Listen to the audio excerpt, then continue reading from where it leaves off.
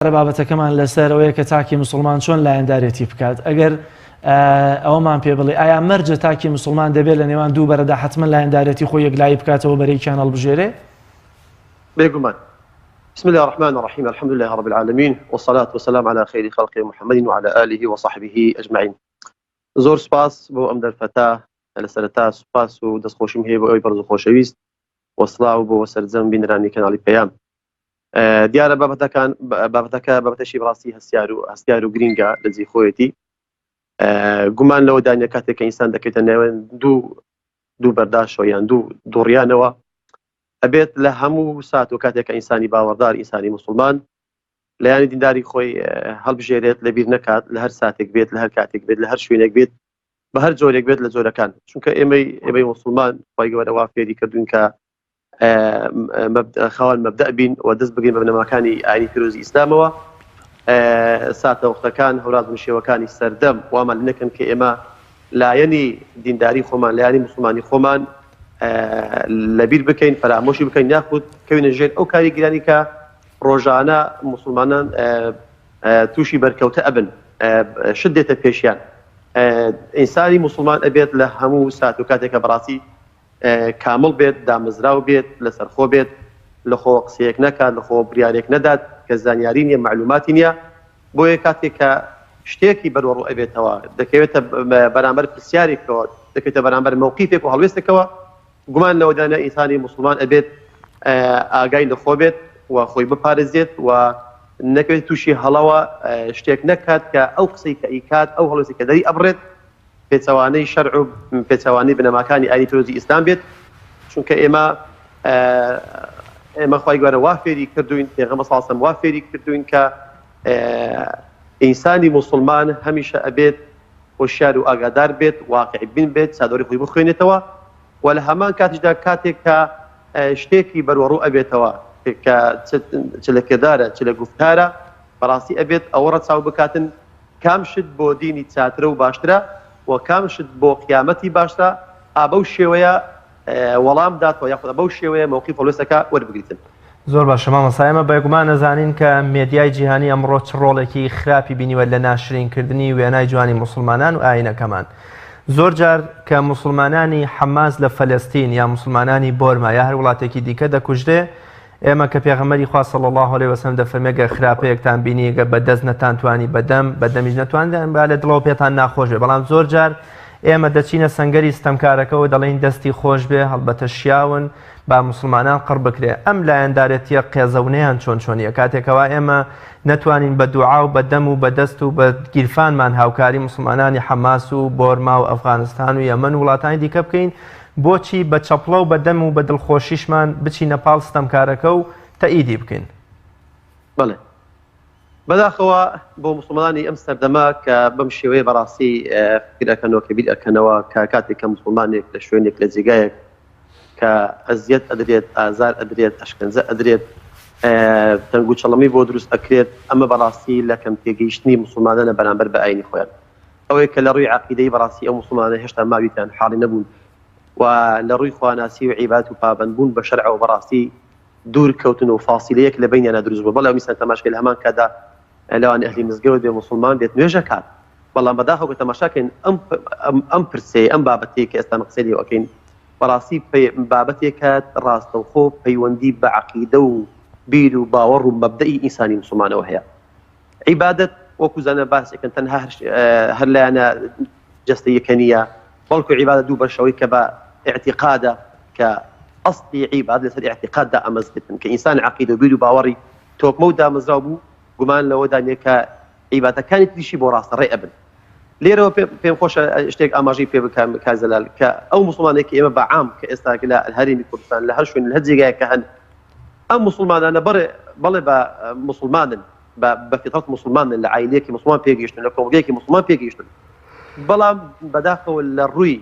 هەروەردەکردن و فێرکردن لە مەناڵیەوە تا کۆتا ساتی تەمەن بە شێوەیەکی مەدرووس، بە شێوەیە کەوکو پێغەمبەر صلی الله علیه وسلم کە مناڵەکانی ڕاهێنابوون، گەنجەکانی ڕاهێنابوون، کە سەرکردەکانی ڕاهێنابوون، چۆن فێری عەقیدەی کردن، چۆن لە مەکەوە چەندین ساڵ بانگەوازی پێغەمبەر عەلەیه السەڵات وسلام لە چوارچێوەی عەقیدە ئەخولایەوە. ئەبێ جارێکی تر ئەو عەقیدەی کە پێغەمبەر صلی الله علیه و سلم باسی ئەکات کە لە خواوەی هێناوێتی و لە سنەتی صحیحدا ثابت بووە ئەبێت ئەم عەقیدەیە بە مناڵانەوە بگوترێ فێر بکرێن ئاینی خۆیان بە جوانی بناسن وەکوەی کە هاتووە نەک ئەوەی کە ئێستا کە خەڵک ئەیزانێ و خەڵک پەیڕەوی ئەکاتن لەنێو کۆمەلگەی مسلمانە بە شێوەیەکی دەستا و دەستەوە هاتێت بەبێ دیراسەکردن بۆیە لەم مەسەلەیەدا بەڕاستی بێ مسلمانان زۆر هەشیار بن و زۆر ئاگاداری خۆیان بن من بە فەرمودێشی پێغەمبەری خوا عەلەیهی سڵات وسەلام دەستمانەوە بابەتەکە پێغەمبەری خوا ئەفەرمێت عەلەیهی الصلاة والسلام فەرمێت إن الرجل ليتكلم بكلمة لا يبالي بها تهوي بها إلى جهنم 70 خريفا زۆر دەر ئەم فەرمودێن باس کردە لە زۆر شوێنان لەو مسلمانان کە مەترسی لە سدایە پێغەمبەری خوا ئەفەرمێت عەلەیهی الصلاة والسلام ئەفەرمێ إن الرجل ليتكلم بكلمة جاری وها ئینسان قسەیەک ئەکات فقط یەک قسە ئەکاتن یەک کەلیمە فڕێ ئەدات جا چ بە نووسین بێت چ بە دەربڕین بیت یاخۆ چ شاهید بێت لەسەر قەزیەکە کە لەی بێدەنگێ و کە حەقیشە ئەمانە هەمووی داخل ئەبن بەو کەلیمەیە بە وتن و دەربڕینی ئەو وشەیە پێغەمبەری خوا ئەفەرمێت عەلەیهی الصلاة والسلام ئەو ئینسانە کە گوێشی پێ نادات لا يبالي بها ئەسڵەن ئەرزش بۆ ئەو وشەیە دانانێتەوە قیمەت بەهایەک لەو ئەو وشەیە دانانێت کە لە زاریەوە دەرچووە ئەفەرمێت تهوي بها إلى جهنم 70 خريفا بەڕێگای 70 پاییز خوای گەورە فڕی ئەداتە ناو دۆزەخەوە تا ئاگاتە بنی دۆزەخەوە ئەمە هەڕەشەیەکی گەورەیە ئایا بێ ئەم کەلیمەت کەلیمەیەک بێت بۆ نمونە جاری وا هەیە کافرێک بێ باوەڕێ مشریکێک کەسێکی زاڵم ببینی مسلمانێک ئەکوژی مسلمانێک ئەچەوسێنێتەوە زڵمی لی ئەکات غەدری لی ئەکات بە هەر زۆرێکە بیتن لەو سەری دنیاوە کەسێک بێ ئەوەی بیناسی بێ ئەوەی پەیوەندی بە مۆزوعەکەەوە هەبیت لێرەوە لایشی بۆ ئەکات لێرەوە دەستخۆشی لێ ئەکات لێرەوە سوپاسی ئەکات لێرەوە بە باشی ئەزانیتن کارەساتەکەی ئەو ڕۆی ئێمەی مسلمانان ئالێرەدایە خۆش کاک زەلال بۆیە ئەبێت عنی ئینسانی مسلمان بەڕاستی ئینسانی تاشی مسلمان ئەبێت پەروەردە بکرێت بە پەروەردەیەک کە لە قورئان و سونەتدا هاتووە کەس لەخۆوە فێریش نابێت دینداری شتێک نییە ئینسان لە خۆیەوە فێر بیت بەڵام ئەمە ئەگەر بەرامبەر بە مسلمانان بکرێت و لە دوورەوە خۆمان ڕەنگە لایەنداریەتیەکی بێ منە ماژەڵ بژێرین بەڵام زۆر جار ڕەنگە دوو بەرەبن کە هیچیان پەیوەندی بە مسلمانەوە نەبێ یا خۆ هیچیان پەیوەندی بە ئیسلام و کافرەوە نەبێ لە نمونەی یاری تۆپی پێ بگرە بۆ نمونە ئێمە لایەنداریەتی تیپێک دەکەین لەسەرم لایەنداریەتە دڵی براکانمان دڵی کەسوکارمان دڵی هاوڕەکانمان دێشێنین دنیایەک فەوزا دروستەکەین ڕەنگە بۆ هێ ئەوشەوە هەندێک لە ژیانی خۆمان ببین لە کار و کەسابەت و ئیشی خۆمان ببین لە پێناوە لایەنداریەتی کە کردومانە بەڵێ جا ئەمەیان خراپی بەڕاستی ئەمەیان بەڕاستی موسیبەتەکەی گەورەترە و خراتریشە ئێمە جارە بێت ئەم ئینسانی مسلمان بەڕاستی عەلا بەسیرە بیت یعنی هیچ قسەیەک نەکاتن حتا ئەو کاتی کە معلوماتی لەلا دەست ئەکەوێتن سەیری کە خۆی گەورە لە قورئانی پیرۆز لە سوورەی ئیسراء بە پێغەمبەری خوا ئەفەرمێت عەلەیهی السەلام فەرمێت ولا تخف ما ليس لك به علم إن السمع والبصر والفؤاد كل أولئك كان عنه مسؤولا أو خواي جورا الروي خطابي لشيء لبيغمبري خوايا عليه الصلاة والسلام كلو بري كامليتي ودا مزراوي بوا كبيغمبري خوايا عليه الصلاة والسلام أي محمد عليه الصلاة والسلام بدواي شتيكا مكة قسلس شتيكا مكة شتيك ملي أجر علم زانياري درباري أو قصدي أو برسينيا لو إن السمع والبصر والفؤاد كل أولئك كان عنه مسؤولا هر سيد دزقاي سمع كبيستنا بصر بيننا فؤاد كقلبه جيغي برياردانا لنا ناخي همو كسيك دا بچاكو بخراب دا فرمي أمانة لروجي قامدا هميان تدا برپرسن جوي لي أبرسلتوا تشاو لي أبرسلتوا زبان لي أبرسلتوا قلبي إنسان ضلي إنسان لي أبرسلتوا شون أو برياردا شون أو فولستي دربري بس الشيويك أتو أو كسي برامبرد بو شيوية مثلا متهم كد قصد لسر كد ببي أوي معلومات زانياريت لسر هبيتن أو فرمودي بيغمبري خوا صلى الله عليه وسلم خوش جلال قاعدة شي زور جرينجي لدوس أبيت أجابته تاشي مسلمان هناك المسلمان هر كسرك لهر شيء نكافي رأي بك أو جيب زي بكات برواد به هر شيء شو قرفت لكومرجي إسا كهنا يبيني أو فرمودي زور مشهورة زور بي خلق لبريتي كيف بيغمبري خوا من حسن الإسلام المرئي تركه ما لا يعني زور عظيمة قاعدة زور قورية أو رؤية شان كأبين درس أبن هم تداخلاته هاتنا ناو موضوعة ببي أوي معلومات ببي أوي زانياريته بيتن في غمري خواه فرميت يشكل لشنهرت زور باشا كان إنسان كالإسلام حالي بيتن واز لە شتێک بینە کە پەیوەندی بە تۆ نیە شتێک کوردەواری ئەڵێ ئەگەر سەرت نایەشی بۆ پەڕۆی لێ ئەبەستی زۆر پرسە هەیە زۆر قەزیە هەیە ئەو ڕۆکە کە مسلمانان بوویتە جێگەی گرمەوە مسلمانان کە ناکۆچی و بەرەچی دووبەرەچی لێکەتەوە حتا لە ناو خێزانیش لە ناو کۆمەڵگە بە شێوەیەکی گشتی بەڵام بەتایبەت لە ناو مسلمانان قەزیەیەک هەیە پرسێک هەیە ئەستەن نە پەیوەندی بە منەوە هەیە نە پەیوەندی بە تۆوە هەیە من و تۆ دێین لەسەر ئەم پرسەیە یەکتر ئەڕەنجێنین قسە لەسەر یەکتر دەڵێن شت بۆ یەکتر دروست ئەکەین گومانی خراپ بە یەکتر ئەبین دەرەنجامەکەش هەر ئەمنوتوی کە زەرەری لێ ئەکەین هەر ئەو کۆمەڵگەی کە زەرەری لێ ئەکاتن هەر ئەو ئیسلامەیە کە بە جوانی هاتووی ئێمە دێن وێناکەی ناشرین ئەکەین بۆ چونکە ئەو مسلمانە بەڕاستی ناگەڕنەوە بۆ ئەم شتانە کە بەختەوەر و سەعادەتی ئینسانی تێدا هەیە بۆ ئێوە ئینسان کاتێک کە قەزێکتە پێشی تەماشای پرسەیەک ئەکات بەر لەوەی قسەی لێ بکەیت فکری لێ بکەوە بزانە تا چەند ئەو بابەتە ئەو پرسەیە ئەو حەدەسەیە پەیوەندی بە منوتەوە هەیە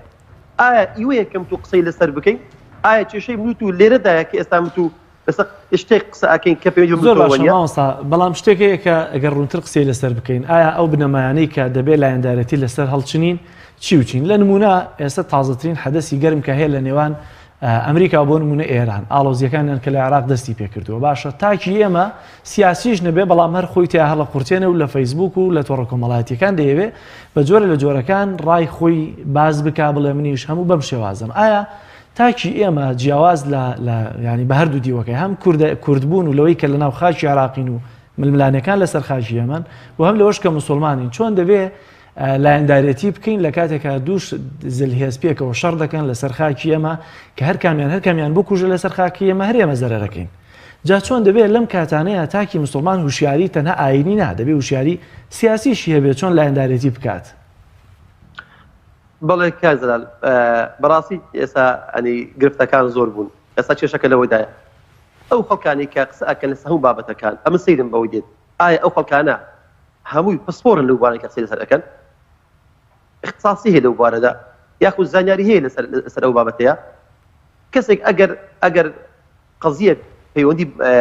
بەوەوە نییە زاوەکو تاک چۆکو شێوەیەکی گشتی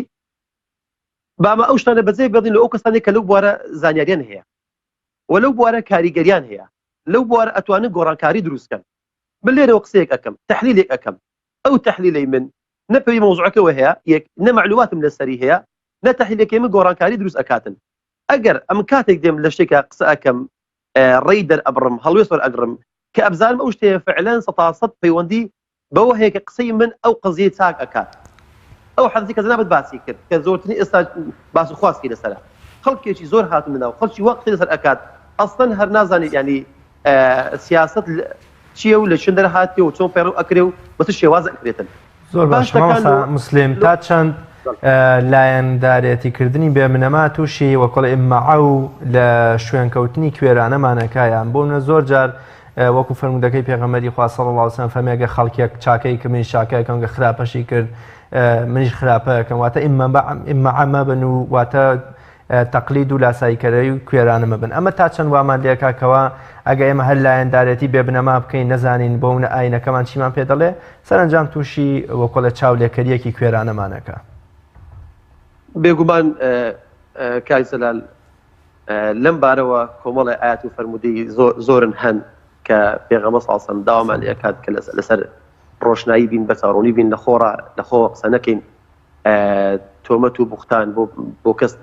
پەنجەی تۆمەت و بوختان بۆ کەسێک درێژ نەکەین شکۆکەی مەگوتمان ئێمەی موسڵمان عەقیدە و بیر و باوەڕمان وایە هەر شتێک کە ئیگەڵێن هەر شتێک کە ئیکەین هەمووی چاودێری و ڕەقابەی خوای گەورەی لەسەرە خوای گەورە ئەفەرمێت فوربك لنسألنهم أجمعين عما كانوا يعملون خوای گەورە سوێند ئەخوات فوربك لنسألنهم ئەگە بەس تەماشای ئەو ئانی ورد بن لەو ئاەتەی خوای گەورە سوێند ئەخوا ئەفەرمێ فوربك لنسألنهم قەسەم بە پەروەردگاری تۆ ئەی محەممەد عليه الصلاة والسلام لنسألنهم ئێمە دڵنیا بە پرسیاریان لێکەین جا ئەم ئاەتە تەماشاکەین چەند تەئەکیدی تێدایە فوربك خوي قسم سوين اخوات كخواي جور سوين اخوات لا نسالنهم لام هل بو تاكيدا نون هل بو توكيدا اجمعين هل بو توكيدا خوا فرمت يك برسيارتان لاكم لسرتي لسر او كردواني كايكن ذا كردوي قلبي بيت تظاهري بيت بجوارحها بكريتن چی کردەوێکی قەولی بیتن عما كانوا يعملون لەچ ئەپرسێ خوای گەورە لەو کردەوانانی کە موسڵمانان ئەیکەن ئەو کردەوانانە ئەگەر چاک بێت لەسەری پاداش وەرئەگری ئەگەر خراپ بی لەسەری سزا وەرئەگری خوای گەورە فەرمێت وما يلفظ من قول إلا لديه رقيب عتيد ئێمە ینی مرۆڤ خوای گەورە کە ئینسانی دروست کردیا بەبێ بەها دروستی نەکردیا بە ئامانجەوە دروستی کردیا بە قیمەتەوە دروستی کردیا ئێمە قەناعەت ئێمە اعتقاد و بیر و باوەڕمان ڕۆژێک دادێ ئەو جیهانە کۆتایی پێدێ و دەپێسێتەوە هەمومان ئەگەرن و بەلای بارەکەی پەروەردیگار لەوەیە ئینسان بۆ دەرەکەوێتن ئەو شتانەی کە کردینی ئەو قسانەی کە دەری بڕیون ئەو شتانەی کە هەنگاوی بۆ ناون ئایا فعلا ڕاست و صحیح و دروستن یاخود پێچەوانن ئەگەر ئەوانە ڕاست بێت ئینسانی موسڵمان لەسەری پاداش وەرەگرێت ئەگەر بێت و خراپیش بێت بەڕاستی لەسەریات سزا ئەدرێتن بۆ ئەبێ ئینسانی موسڵمان ئاگادار بێت هەشیاری خۆی بێت قسەیەک نەکات کە ئەو قسەیە لە سواسیەوەی شەرع دانەبیتن کردارێک نەکات گفتارێک نەکات و هەڵوێستێک نەکات کە لە چارچێوەی شەرع دانەبیتن چونکە ئەمانە لە ڕوانگەی ئاینی پیرۆزی ئیسلامەوە هەمووی حیسابی لەسەرە تەمەنی ئینسان لەو کاتی کە لەدایکی بیتاوفات ئەکات هەمووی لەژێر چاودێری خوای گەورەیە ئین الله ئەگەر لایەنداریە سیاسی و وەرزشی و ئابووری و کۆمەڵایەتەکەی ئێمە ببێتە هۆی شیرازەپسانی خێزان دروستبوونی ناکۆکی و ڕق و بۆزی نێوان تاکەکانی موسڵمانان لە کوردستان بێ لە خێزان بێ لە کۆمەڵگەیە ئەم لایەندارەتیان چەندە بۆ منە بێزراوتر و وەکوڵێ ئاینی پیرۆزی ئیسلام هەوڵی داوە لێی دوور بکەوینەوە مە بەجۆی لە جۆرەکان کە ئەگەر پێغەمبەری خوا صلی الله علیه و سلم بە ئەبو زەڕی غیفاری بفەرمێت تۆ هێشتا پیاوێکی بەشێ لە جاهیلیەتت تایە لەبەرەوەی کە بە بیلالی حەبەشی دەڵێ کوڕی ژنە ڕەشەکە ئەگەر ئێمە بۆ منە لەگەڵ خێزانی خۆمان لەگەڵ برای خۆمان لەگەڵ دراوسی خۆمان لایەندارەتیمان بۆ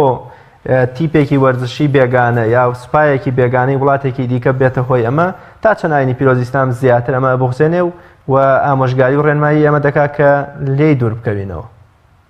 بێگومان کە دەڵێن ئەو پرسێ هەم پرسێکی بەحەقەت لە ڕووی عەقیدە و بیر و باوەڕەوە ئەبێت ئینسان لە ڕووی وەلا و بەڕاءەوە ئەبێ زۆر هەشیار و ئاگادار بێت هەڵوێستەکانی پاڵپشتیەکانی دەربڕینەکانی هاوسۆزی هاوخەمی هاوخەفەتی خۆشی ناخۆشی دەربڕین هەست نەست نەکەون ژێر کاریگەری و عاتیفیەوە ئەبێت دەستخۆشی لە کەسێک بکرێت کە لەکات ئەو کەسە کەشتێکی باشی کردیا ئەو شتە باشەیە کە فعلن خزمەت بە دین و بەژینی خەڵک ئەکاتن ئەو ببیری هێنامەوە ئینسان بۆ یاریزانێک هەیە لە جۆرێک لە جۆرەکانی یاری مەسەڵەن یاری ئەکاتن خەڵک پێ عجیب و سەرسامە لێرەوە بەبێ ئەوەی بزانی ئەو ئینسانە بەڵێ کابراایەک لە ڕووی مەسەڵەن فەنی و هونەری و لە هەر بوارێکە بیت توانایەکی هەیە ئینسان پێ سەرسام ئەبێتن بەڵێ توانایەکی هەیە لە بوارەکان بەڵام لێرەوە دەستخۆشیکردن و پاڵپشتکردن و خۆ بە قوربانکردن و دەربڕینی خۆشەویستی کە خۆشەویستی بەشێکی گرینگە لە عیبادەت لە ڕووی عەقیدەیە و لە ڕووی وەلا و بەڕاوە ئەبێ ئینسانی موسڵمان زۆر لێ ئاگادار بێت سەیریکەن لە سوورەی مجادلە خوای گەورە لە قورئانی پێزا فەرمێت أعوذ بالله من الشيطان الرجيم لا تجد قوما يؤمنون بالله واليوم الآخر يوادون من حاد الله ورسوله يعني باشا مسلمانان بۆ دراسەی قورئان ناکەن بۆ ناهێنەوە بۆ یعنی لی بەهرەمەند نابن سود و کەڵکی لێ وەرناگرن ئەی ئەو پەیامە بۆ شەیە خوای گەورە ئەو قورئانی کە دابەزانەوە 114 سوورەت ئەو پەیامە هەموو لە ئینسانی موسڵمانێک بێ سوودی لێ وەرگرێتن بەبێ ئەو کەسێک بناسی لە شوێنێکە کە دەبینی شتێکی جوانی دەربڕیوە ڕاستە و خۆ مەحەبەت و خۆشەویستی بۆ ئەو کەسە دروست بووە بەبێ ئەوەی بیر بکات و لایانی عەقیدەی خۆیەوە لەلایەن مەبدەئی خۆیەوە تۆ کاکە تاژی موسڵمانی ئەتۆ یاسا و بەرنامە و پرۆگرامێکی هەیە کە یاسای خوایە خوا فێری کردی ئەبێت ئەو ئینسانە پێش ئەوەی دەستخۆشی لێ بکەی پێش ئەوەی خۆشەویستی و سۆز و هەست و نەسی و دەربڕی دەبزانێت ئەو کەسە چێیە ئەو کەس تا چەند بە ئاین و مەبدە و عەقیدەی تۆ ڕازیە ئەو ئینسان تا چەند بە بەرنامەی خۆی ڕازیە ئەگەر بێت و ئاوا فکر بکەین و لێک بدەینەوە ئینسان ناکەوێتە ژێر ئەو کاریگەریانە کەواتە مامۆستا مەرجە هەموو لایەنداریەتیەک بچێتە چوارچێوەی وەلا و بەڕاوەوە بەنسبەت ئینسانی موسڵمانەوە بەڕاستی ئەبێت وەلا و بەڕا کە فەقەرەیەکی زۆر گرینگە لە ڕووی عەقیدەیە و ئەبێ ڕەساوی کات کو پێم گوت عیبادەتی پەنهانی کە الحب لله والبغض لله کە بابەتێکی زۆر گرینگ و هەستیارە لە ڕووی عەقیدەیەوە دەبینی بەڕاستی ئەو ڕۆناو موسڵمانان کام بۆتەوە ئەگەر نمونونەکە بە زەقتر باسکەم بە تایبەتی ئەم ڕۆکە گەنجێکی زۆر لایەندارەتی بۆ نمونە تۆپی پێ دەکەن لە نمونە میسیەکێکە لە باشترین یاریزانەکان مەرجە منەوەی کە لە بابەتی تۆپی پێیان یاریزانم خۆش بووە ئیدی بۆ نمونە لەوە لا و بەڕێیان لەوەی کە لەگەڵ ئەوە حەشر بکرێم یاخۆت هاوتەری بین پێکەوە لە قیامەتا لە کاتێکا ڕوون و ئاشکرایە کە بۆ نمونە کەسی وەکو میسی مسلمان نیە و غێرە مسلمانە. کای زەلال بەڕاستی بابەتەکە هەستیارە زۆر گرنگە دەبێ ئینسانی مسلمانەوە بەتەشا بێت بەڵێ تۆ بیزانین فعلا ئەو حوبە کە شتێکی شاراوی ناو قەلبی ئینساندایە بەس خۆت هەستی پێەکەی کە خاوەنەکەی خوایە کە ئەو عیبادەتە ڕاستەوخۆ ئەگەڕێتەوە بۆ پەروەردگار. مەسەلەی خۆشەویستی ئەبێ بزانین تۆ ئەو کەس کە خۆش ئەوێت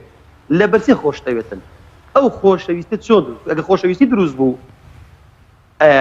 تەڕەتوبی هەیە خۆشەویستی ئەبێ قوربانی لۆ بدەیت قوربانی چمادی بی چمعنەی بێت چونکە هەموو خۆشەویستیەک وا لە ئینسانەکات ئەو خۆشەوەیەک دەبێت دەرەنجامی خۆشەویستەکە دەرکەوێت لەسەر ئینسانە. ئایا وەکو تاکێک لێرەکە مسلمانێک جەنابەت نمونەت بە یاریزانێک بڵێ مێسی هێنایە ئەگەر ئەو خۆشەویستە وای لێ بکات کاریگەری ئەو لەوێ لە شوێنی خۆی لێ لەسەر ئێمروتە دروست کات کاریگەریەکە لە ڕووی خۆشەویستیەوە کە هەموو غەممان ئەو بێت دوعای لۆ بکەین بگاتە ئەو دەرەجەیە تووشی پێکان دەبێ خۆیان چاشی پێیەوە خۆیان دوعای لۆکەی خۆیان نەدۆڕێنیت سەرکەویت بباتەوە تووشی شکست نەبیت بگاتە ئەو دەرەجی ئەوان خراپن ئەوانە لە ڕووی عەقیدەیەوە ینی کاریگەری هەیە لەسەر عیبادەتی ئینسان بەس کە پێی سەرسامی شتێکی ئاساییە کەسێک هەیە یاریزانێکە لە شوێنێکە لە بۆرێک لە بۆرەکان زانستێک ئەزانی بەتوانایە فطرەتی ئینسان وایە ئیعجابوونی هەیە بە زۆربەی شتەکانەوە پێی عیجابی شتێکی اعتیادیە بەس نایەم لێرە دەستخۆشی سوپاس و پێزانی خۆ بە قوربانکردن قوربانیدان لە بۆ ئەو ئاگای لێبیت ئەمانە خەتەرن کاک زەلال ینی کۆمەڵگەی مسلمانان کاتێک ئەو شتانە لێک ئەدەینەوە کە دەبینی لەسەر ئەو شتانە هەڵوێستیان دەبڕیە بەڕاستی مای شەرمەزاریە دە باشە ژن و مردەیە هیچ شیان نەبووە لە یاریزانێک لێک زیاد بووینەوە دوو هاوڕێ هەن پێکەوە لە گەڕەکن لە خوێندنە لە مزگەوتە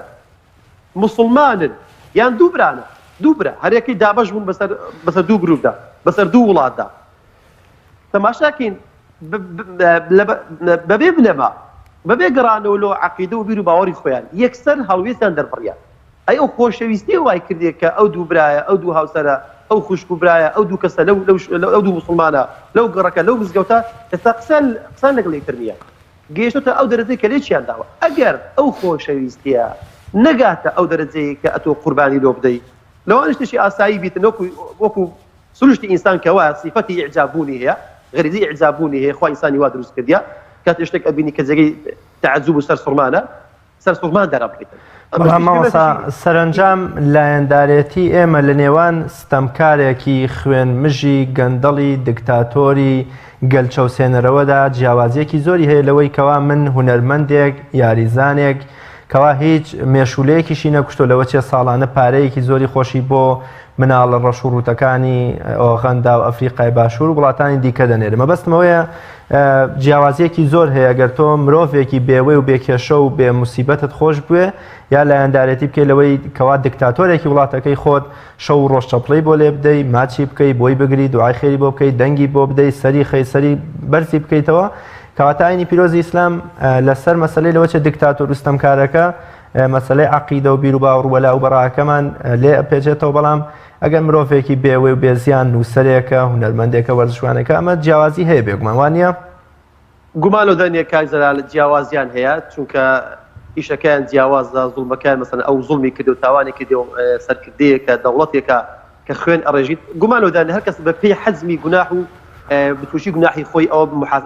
محاسبە ئەکرێ لەسەریە فەرقی زۆرە ناڵم هەردووکان لێک ئازدانە وەکو یەکوانە بەڵام لە هەمان کاتیشدا قەزەکە قەزەیەکی مەسەلەن عەقیدەیە وەلا و بەڕائیە ئیمانیە دەربارەی کەسانی کە زوڵم مستەمەکەن خوا فەرمێت ولا تركنوا الى الذين ظلموا فتمسكم بالنار اوان قبل تماشي ظلم بكين خو ظلم كازلان معلوم زور نوعيه هي شيوازي هي داري قورتين ظلم او كانسان بس كاتب حقتك شرك بو فاي بدل اداه اوان قمال ذيك انا مشركا ذاتي ياري زاني كت هنرمندي كت خوش نوسيكا لهر بوارك لبوارك كان في سرسان اوان مشركا اهل الشرك اعتراف ببوني خواي جورنا لكن أجا بش كان شيء شيء بخواي جورنا بريده ممنوع على إنساني مسلمان إنساني مشيش خوش بيت من فين قلتي إعزاب دربرين شتيكا بس نقع تحدي خوشويستي چونکە خۆشەویستی بەشێکە لایەندارێتی کردنمان بۆ شخصیات و کەسایەتە ئیسلامیەکان بۆ نمونە پێغەمبەری خوا صلی الله علیه وسلم دەفەرمێ ئەوەندە بە شان و باڵما هەڵمەدەن و ئەوەندە بەرز مەکەنەوە کەوا لە پلەی بەندایەتی و پێغەمبەرایەتی بمبەنە دەرەوە. عەبدوڵای کوڕی مەسعودیش دەفەرمێ ڕەزا و ڕەحمەتی خوای لێبێ ئێوە زۆر بە شان و باڵ و خۆشەویستی و گەورەی کەسێکە هەڵمەدەن ئەگەر هەر ناچار بوون ئەوە با مردووەکان بێچووکەوان مەجای گۆڕان و هەڵگەڕانەوەیان نییە. زۆر جار هەر لە نێو بازنەی ئیسلامیدا ئێمە ئەوەندە بە شان و باڵی خەڵکێکە هەڵەدەین کەوا ئیدی ئەچێتە خانەی ئەوەی کەوا بە معسوومیان بناسێنین و ڕەخنەگرتن لێیان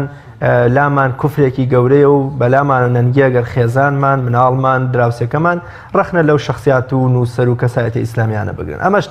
تا چەند پێویستە ئێمە هۆشیاریانە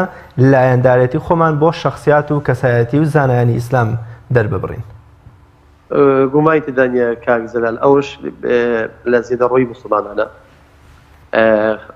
خوای گەورە وەکو خۆی بیناسن کە خوا وەستی خۆی کردیە پێغەمبەری خوا عەلەیهی سڵات وەسەلام پێغەمبەران بە شێوەیەکی گشتی وا بیان ناسین کە خوای گەورە باسی کردوون کە ئینسانن ئەوانیش لە چوارچێوەی پێغەمبەراتی خۆیاندا سنوور و حەدی خۆیان دیارە بەڵام نابێ ئەوەندە گەورە بکردنەوە بهێنە ئانی ئاست خوای گەورە. ذلك صحابيك لخدمت پیغمبری خدا صلی الله علیه و سلم سيش فرمي ان شاء الله وشئت فرمي اگر خوا حزبك و توش حزبك پیغمبری خدا صلی الله علیه و سلم لي وجواب هذا فرمي اوامله